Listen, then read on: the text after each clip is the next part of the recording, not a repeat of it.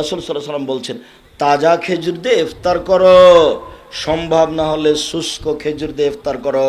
যদি সম্ভব না হয় তাহলে হাসা হাসাওয়াতিন, অঞ্জলিতে পানি নিয়ে ইফতার করো। পৃথিবীতে ইফতার করার জন্য আর কোনো যোগ্য জিনিস নেই। আম, জাম, লিচু, কলা, কাঁঠাল, বেল, তাল, নারিকেল, আনারস, আর ওই যে কি যে এখন ড্রাগন ফ্রাগন একটা চলবে না। বিসমিল্লাহ, মুখে কি দিতে হবে? তাজা খেজুর। যদি সম্ভব না হয় শুখা খেজুর। যদি সম্ভব না হয় তাহলে পানি। সারা পৃথিবীর মানুষের জন্য সহজ। 3 নম্বরটা সবার জন্য সহজ। এরপর প্রয়োজনীয় খাদ্য খাবেন, এশার সালাত আদায় করে ঘুমিয়ে যাবেন। একটু পরে উঠে রাতটাকে মূল্যায়ন করবেন, তাসবিহ, তাহলিল, জিকির, আজকার, কোরআন তেলাওয়াত, ক্ষমা নিতেই হবে। কিন্তু যত খাওয়া খেয়েছেন এখন তার আপনি ইবাদত করতে পারবেন না।